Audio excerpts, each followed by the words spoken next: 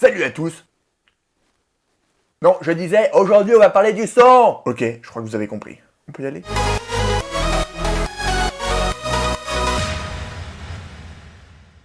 Alors comme vous le savez déjà, les premiers films de l'histoire du cinéma étaient muets. Bon, du coup, pas de son, rien du tout. Mais il y avait souvent des musiciens qui jouaient, ou quelqu'un qui commentait le film pendant que le film était projeté. Alors qu'aujourd'hui, maintenant, quand quelqu'un commence à parler pendant un film, on lui balance direct des grosses tomates dans sa gueule.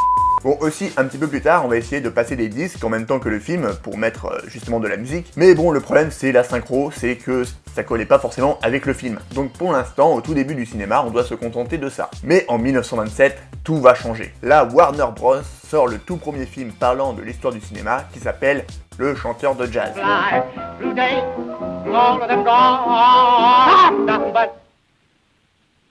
Et je sais pas si vous pouvez vous imaginer ce qui se passait un petit peu dans la tête des gens à l'époque, mais c'était un petit peu comme ça. Ah mais il parle, c'est trop!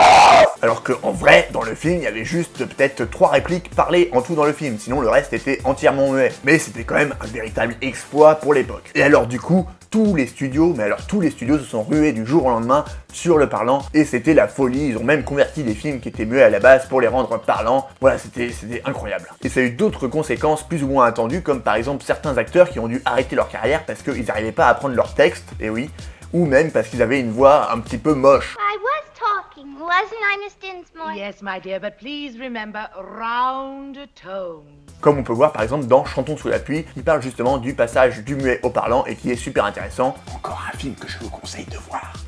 Et au départ, si la bande sonore d'un film était en mono, c'est-à-dire qu'il n'y avait qu'une seule piste, un seul canal, et bien un petit peu plus tard, on a eu la stéréo, c'est-à-dire qu'on avait 2 canaux, un à gauche et un à droite, et donc ça pouvait créer des effets d'espace avec le son. Je sais pas si vous avez déjà expérimenté ça, mais avec un casque, quand vous avez un son dans une oreille et pas dans l'autre, bah voilà, c'est ça la stéréo. Et encore plus tard, on a peaufiné la technique avec le 5.1, c'est-à-dire avec 5 canaux dans la salle, et donc avec 5 enceintes dans la salle qui peuvent retranscrire chacune un son différent, et encore après le 7.1, alors avec 2 enceintes en plus, enfin, etc., etc. Maintenant on a même le Dolby Atmos qui permet d'avoir des enceintes au plafond, on est entouré de son et ça permet l'immersion encore plus dans le film. Enfin bon, je pense que vous avez très bien compris que le son au cinéma c'était quand même quelque chose d'assez important, que ce soit la musique, les bruitages ou même les dialogues. Le son au cinéma ça englobe un grand nombre de métiers et néanmoins on oublie souvent de parler du son lorsque l'on parle d'un film, alors que le son c'est quand même la moitié du film quoi, hein.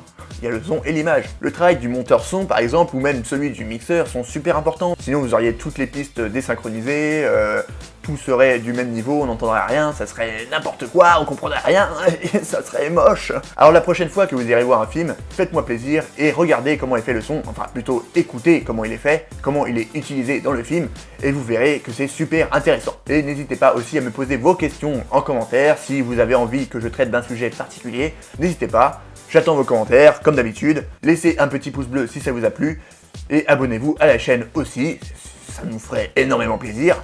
En attendant, je vous dis à bientôt pour de prochaines vidéos. D'ici là, portez-vous bien, mangez les frites. Ciao!